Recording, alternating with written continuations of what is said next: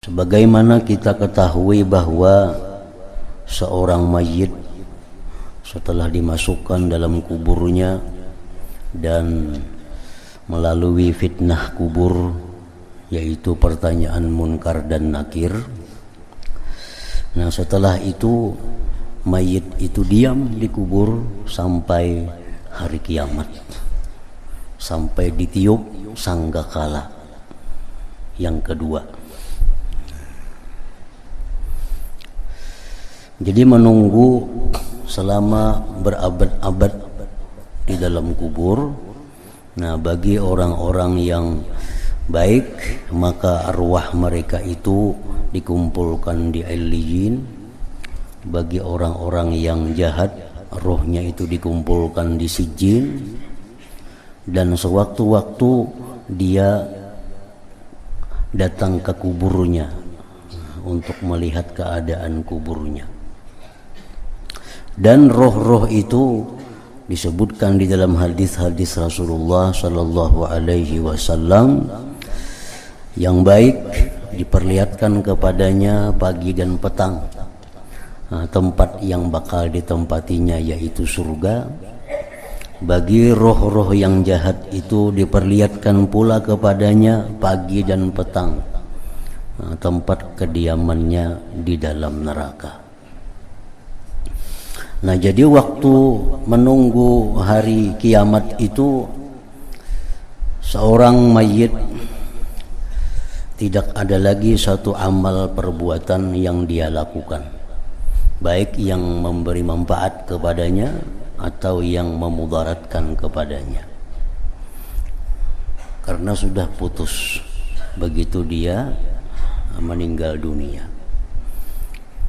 Kecuali yang bisa berkelanjutan kepada mayit itu adalah sesuatu yang dia sunnahkan semasa hidupnya. Antara lain misalnya orang ini di waktu hidupnya ada memperbuat sesuatu sehingga perbuatan yang baik dilakukannya itu dituruti oleh orang-orang berikutnya. Nah, ini maka pahalanya akan terus mengalir kepada mayit yang sudah di alam barzakh itu.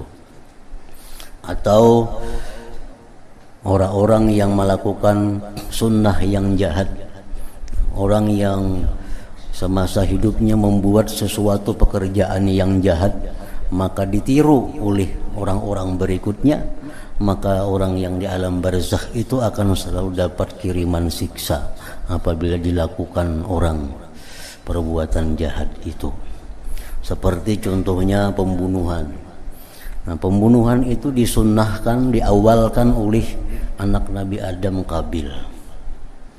Sehingga setiap ada pembunuhan, maka siksa itu akan datang kepada Qabil. Karena Qabil awal-awal orang yang memulai pembunuhan itu. Demikian pula kebaikan. Setiap ada perbuatan baik itu pasti akan sampai pahalanya kepada Rasulullah sallallahu alaihi wasallam, karena beliau orang-orang pertama yang mensunnahkan kebaikan di dalam umat Islam ini, umat Nabi Muhammad ini.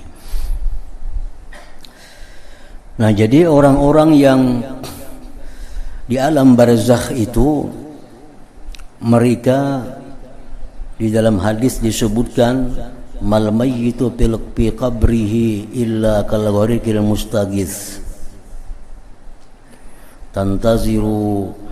yantaziru da'watan talhaquh min abin aw ummin aw akhin aw sadiq fa idza lahikathu kanat ahabba ilaihi minad dunya wa ma fiha ila akhiril hadis. Imam Ghazali dalam kitab Ihya ini memuat hadis yang menyatakan bahwa tidak ada seorang mayit di dalam kuburnya melainkan seperti orang yang tenggelam yang minta tolong. Karena kada bisa berbuat apa-apa lagi. Sembahyang kada kawa lagi, artinya menambah kedekatannya lawan Allah tuh kada ada lagi. Hendak berzikir kada kawa lagi, bertobat kada kawa lagi, sudah di sana. Nah, Lalu orang yang di alam barzakh itu seperti orang yang tenggelam, yang minta pertolongan. Dia menunggu, menanti doa-doa yang datang kepadanya. Sangat menanti, menunggu doa-doa yang hidup ini. Min abin dari abahnya, au ummin atau mamanya, au akhin atau saudaranya, au sadikin atau kawannya. Apabila doa-doa itu datang kepadanya, maka itu sangat disukainya daripada dunia dan isinya. Imam Sufyan mengatakan bahwa orang yang di alam barzakh itu perlu kepada doa yang masih hidup, lebih perlu daripada orang yang hidup perlu kepada makanan. Kita ini kan dalam dunia ini perlu kepada makanan, minuman. Nah, orang yang dalam kubur itu lebih perlu daripada kita terhadap doa-doa daripada yang hidup ini. Karena dengan doa itu sekada-kadanya dia diringankan, andai kata dia orang yang diazab oleh Allah. Bahkan bisa diselamatkan dengan sebab doa-doa orang yang hidup ini. Nah, bagi orang-orang yang sudah baik, orang yang sudah kedudukannya mulia di sisi Allah, maka doa-doa itu akan meninggikan lagi derajatnya, meninggikan lagi martabatnya di sisi Allah Subhanahu wa ta'ala.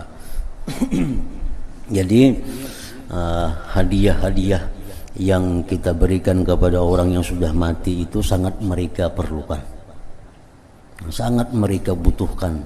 Apalagi andai kata mereka itu orang yang kesusahan di sana. Nah, dengan istighfar, dengan sedekah yang mana pahalanya kita minta kepada Allah agar disampaikan kepada orang itu, maka dia akan dapat kesenangan, dapat kenyamanan di alam barzakh itu. Nah, dalam hal kita memberikan hadiah kepada orang yang mati itu,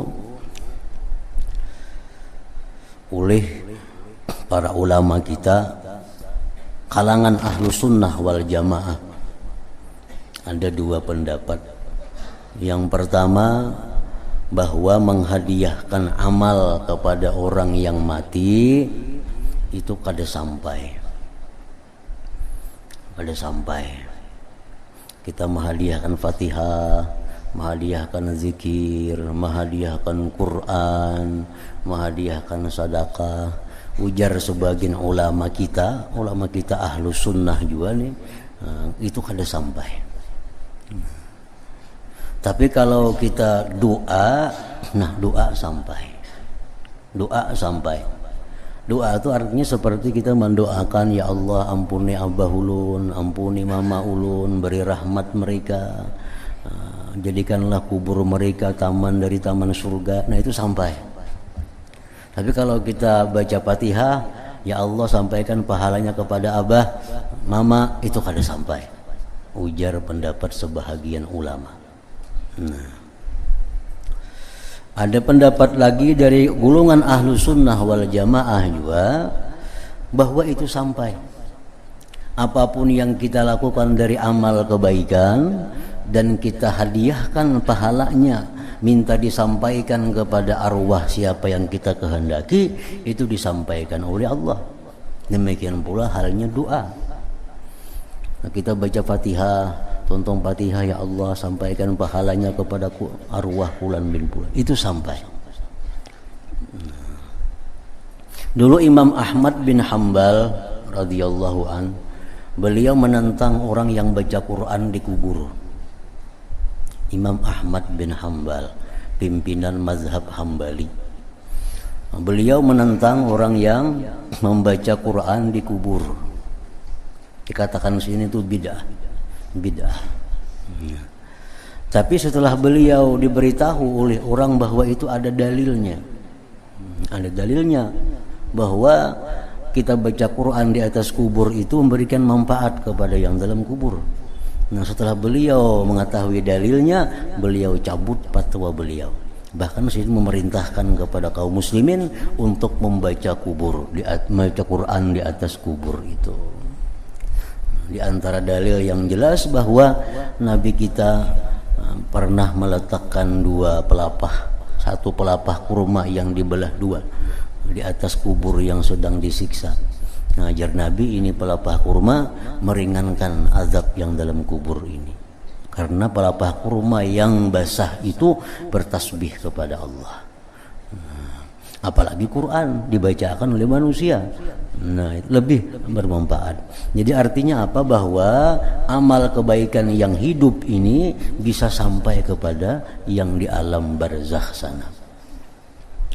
Jadi kada jadi persoalan orang yang berpendapat bahwa menghadiahkan amal kada sampai, silahkan aja umpatin itu.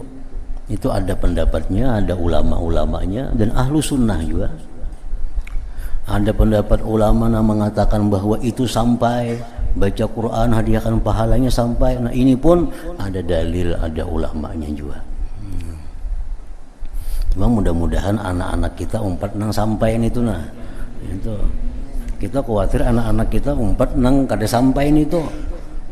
Kayaknya batahlil kada mau, batalkin kada mau, mahaul kada mau, lahnya umpat nang kada sampai. Kuitan maka dalam kubur kayak apa kada tahunya. Nah, jadi kita khawatir kita anak-anak kita ini kena sekolah apa umpat mazhab nang itu. Men orang-orang yang sudah mulia ayo aja umpatnya itu kada jadi masalah. Nang kelas-kelas kayak Imam Syafi'i, ayo boleh ya berpendapat bahwa kada sampai nang kubur. Orang yang sudah mulia, orang yang sudah terhormat, sudah punya amal ibadah yang luar biasa. Mungkin kita nang macam ini umpat nang kada sampai itu kata laluan bener. Dosa banyak, amal ibadah kada tentu diterima. Umpat mazhab nang kada sampai hadiah-hadiah orang hidup ini. Nah, lebih baik kita umpat nang sampai itu, artinya ada harapan dapat rahmat di dalam kubur, kiriman dari abah, mama, dan sanak, kawan dan lain-lainnya tadi.